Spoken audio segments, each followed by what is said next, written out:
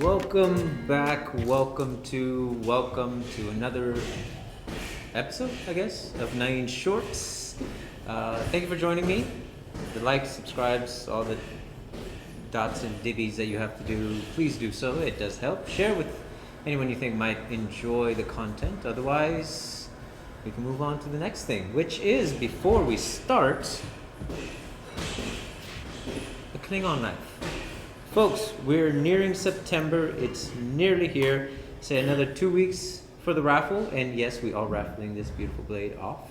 Again, it is made by Wolfston Armory for Collie Conversation as well as Nain Shorts. Thanks to John Atkinson, who made this beautiful blade. Because where is he from? Carson City, Nevada. Oh, right. This is the first time we plug it where he's from. I don't know. Maybe he doesn't want people to find him. But Wolfston Armory on Facebook, as well as John Atkinson's Facebook page. You can look him up, and he has a bunch of other cool things, training weapons, live weapons, and all of them super sharp, except the training ones. Although I'm pretty sure he's had to work hard not to make things sharp, because folks, yeah, this thing is wicked. So it is a live blade, and it is off raffle, $5 a ticket. Venmo, Zelle, whatever, reach out to us. We have all our contacts down there, so you can figure out how to get us the money so we can put a raffle ticket in for you, and hopefully you can win. And don't forget, if they act now, it's 3 for 15. So you heard it, folks. If you act now, it's 3 for 15. Good job. I like that stuff part. But stupid. And before that, before we get into the topic, there's one more thing. The OKO, the Gathering Training Session on September 30th in Pleasanton. Reach out to Dennis Duarte or go on the OKO webpage. You will find information on this particular gathering. It is the 15th anniversary of the OKO coming together for training. Anyone is welcome, whatever school you're from. Come spend the day with us, have fun training, and it's going to be a great event because we know one of the hosts, Dennis Duarte, and he always puts on a great event. So look out for that, September 30th. Put it on your calendar. Make sure you have the time to get there. It's nearby. It's here in the Bay Area, folks, so you can get there. So now that we've gotten to that, and actually that sort of rolls into the topic that I want to talk about today, because a lot of people are doing cross-training nowadays, and maybe it's always been a thing, now it's just talked about more, but we go to these cross-training events, we go to different gatherings and seminars to pick up something new, learn something that we didn't know before, maybe get introduced to an art that we are unfamiliar with that is going to complement what we already do. And how often does that actually help? How often do we leave those things with something useful that's going to benefit whatever art we happen to be a part of? Does it, or is it just a social gathering? Which there's nothing wrong with just going there to socialize with good friends and people that you haven't met and haven't become friends with just yet. However, in the process of training, at what point does our own training sort of hinder our ability to pick up something new? Learn it well enough to actually use it or incorporate it into what we do. We often hear that. Go learn something, make it your own, and then bring it back and put it into what you already know. And then you go to class and you try to use it and say, no, do it the way we taught you. I've heard that several times, several different stories from several different people. And is it because we're trying to stay respectful to that particular art? And if so, what's the point of cross-training then if we're not able to then blend it in together? And if you've reached a point where you just kind of travel to different schools, and there are some people that are actually ranked in multiple systems, but how often do they take those different systems and start putting them together into their way of moving, their way of fighting, different ideas that are incorporated and all of a sudden become this great thing for this one individual. I don't know. I couldn't tell you. We haven't made a poll on this, and we haven't asked a lot of people. And really, I'm no one to judge anyone on that topic. But we have to consider, how does our training then help us or not help us pick up something new, something different? Mixed martial arts is a big thing in the world right now, and a lot of people, that's their only idea when it comes to martial arts, even though through studies and looking at historical papers on some of the older arts, mixed martial arts has always been a thing. It's always been a blending of different ideas and concepts, from FMA to karate to some of the older arts. Krav Maga is a compilation of so many different things. But once it gets a system, once it becomes one centralized idea, we kind of forget that. And it becomes the way of doing something. This is how it's supposed to be done. This is how you're supposed to do it. This is how it's taught, so this is how you're going to teach it. But we forget that a lot of those arts were created by combining a whole bunch of different things together. And maybe that's the part that we kind of lose. We lose that process. How do you take something from column A and something from column B and create something completely different, or something that is more useful to that particular individual? And perhaps that's sort of the part that we're missing, and why we fall short sometimes of being able to blend. Even the people that hold multiple ranks, whenever they perform one art, that's the only art that they perform. And they're great and they're knowledgeable and they understand the differences, but where does the blending come in? Where does it become one homogeneous idea for that particular individual? Not necessarily to teach everybody, but just for them. Because again, it's a personal journey for everybody, and what you do with that art, that's completely on you. But the purpose of this video is to question our training.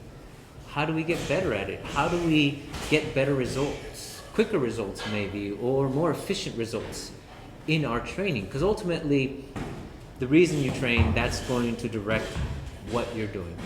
Whether it's in sports, whether it's for the art itself, whether it's for self-defense. They're all martial arts, but they're approached differently, and certain things work and certain things don't. In mixed martial arts, you need a good ground game. You need to be able to strike. You need to be able to kick. You need to be able to defend and grapple. And there's very basic ideas, but how well or how deep you get into one particular art, well, there's not a lot of MMA fighters that are very zoned in on just one aspect of that. They have to practice multiple things, and some of them don't even practice any one particular art. They just work on their ground game with somebody who knows ground game. They practice somebody who knows Brazilian Jiu-Jitsu. And then for the stand-up game, they go and train with somebody that does boxing or Muay Thai, because they're more efficient at those things, and they pick up these skill sets that then they now use in the ring. That's a great example of how these different ideas are blended together, because the focus is the sport. The focus is being able to perform in that ring. Even on top of that, it's not just the arts, but you also have conditioning, all these other things that go along with it, from dieting to training and your cardiovascular health. All that goes into that particular idea. For self-defense, there's some self-defense instructors who aren't the healthiest, but they are still very efficient at what they do. Now, is their art pure and just one thing, or was their art also blended? And do they talk about that? Do they share with their students, hey, this wasn't what it is today. It was once a whole bunch of different things that came together and got blended, and this is the outcome. And now we're changing it because this person can't perform a certain way, so we have to modify it. And then that person takes that idea of taking the modification, of being able to think through the process of the art itself to what is actually going to work. It was taught to me this way, but it's not going to work out here in the real world. So how do I cross that barrier? And if we can get the students to understand the differences and then make the adjustments, well, then maybe we can make it easier for them to go to other schools and blend together things. Now, I myself started with FMA, or a derivative of it, at the Bladed Mind, and I wasn't taught so much how to swing a stick as much as I was taught to understand what my body has to go through for the end result to be the swinging of the stick, the mechanics, the movement, and the ideas that go behind it, not just angles, not just this and that, and circular motions. No, why the motions? I was asked why. I was made to ask why and when and where. And this thought process became the scaffolding to the Bladed Mind. And it made learning anything outside of it so much easier because I could relate it to something that I knew, which was myself. I know my mechanics, I know my pivot points, I know where my center of gravity is, I know the limits of what I can do, and then I can incorporate that idea into anything else that I do. However, I do not believe that I'm in a place where I'm actually blending the two arts now that I'm doing Kaju Kempo. Because once this idea came up, I started thinking about it, and I was like, okay, when I do Kaju Kempo, that's all I really try to do. Although, I'm pretty sure every once in a while, something that I learned in the Bladed Mind does sneak in and kind of pop out, but not on purpose. And that's where it falls short. Because if I can do that more often on purpose, then I'm truly blending the arts. Then I'm truly bringing together the things that work and the things that don't, and making it my own, like we're always taught to do. Take it home, make it your own. I've heard it multiple times in multiple seminars, but rarely do we actually talk about the process of making it our own. And that's asking why. Breaking apart what we were taught, trying to piece together the things that you already understand, and then break down further the things that you don't, and asking yourself why. Why would I do this? Would I even do this?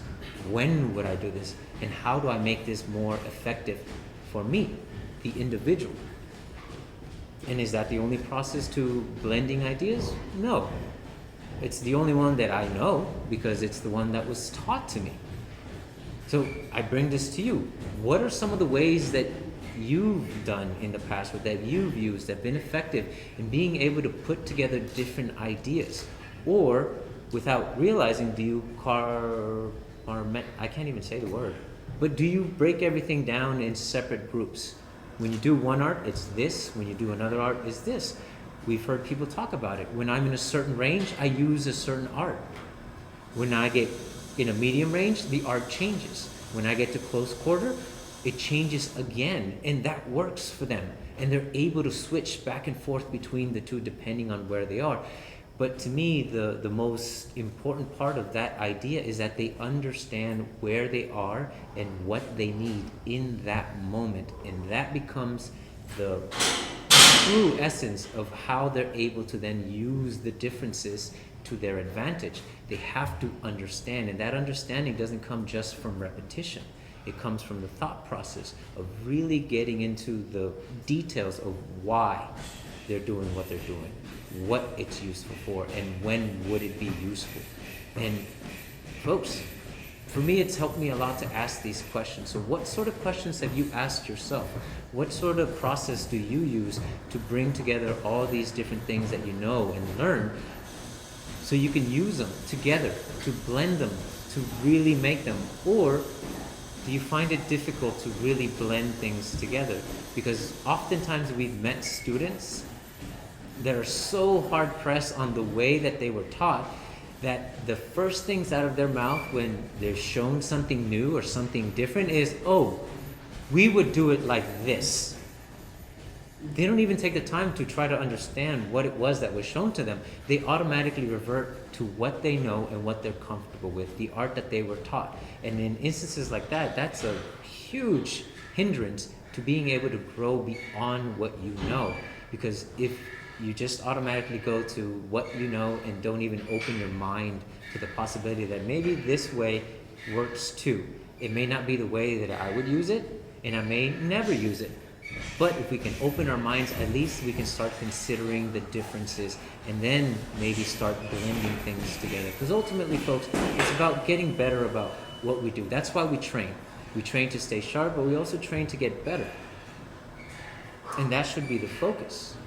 And regardless of what you've learned, and unless your instructor said, no, this is the only thing you can do, and you can only do it this way, and you want to respect that, by all means, do so. No judgment whatsoever. But if you want to grow beyond what you know, then you have to accept ideas that you may not be comfortable with, that don't go with what you know, that may actually contradict some of the things that you have learned. Because that can also be a huge hindrance. And maybe it isn't a hindrance. Maybe you realize that, oh, that within that contradiction you found a better way, something that will enhance what you already know, so far beyond what you originally thought it could be. Again, it's just a thought. However you do it, awesome. If you don't do it, that's great too. But maybe this video inspires you to try it again, to try something different. And folks, please share it. What's your process? How do you do it? How do you keep them together? How do you blend? How do you keep them separate? Why would you keep it separate if the idea is to blend? And there's so many answers in so many different ways and so much information out there that there's no way we can get all of it. But if we can start sharing with one another, maybe we can find those commonalities that can help us then spread the process to other people. So then they can start learning. So they can come up with something that we could never have imagined because they think differently. And that's the beauty of the art. And that's what I love so much about the art part, is that the expression of the individual, the thought process, the experiences, the things that I will never experience but can learn from, because they are willing to share these little nuances that we don't always talk about. We talk about the martial part and the heritage, but oftentimes we don't talk about the process. How did we get there? What did we have to do? What lessons finally clicked in our head that said, oh, this is how I can use this piece here.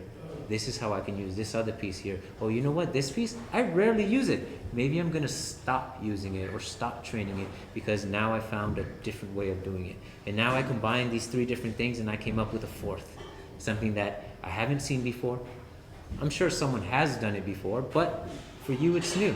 And that's the important part, is that it becomes something for you, something that you came up with, and it sticks better in your head and you're more likely to use it because it was born from your own effort up here. The physical part is just a representation of the ideas and thoughts that make sense in your head. So hopefully this was helpful in some way, if not at least entertaining. So thanks for joining me on another one of Nain's Shorts. As always, 3, 2, 1, cut!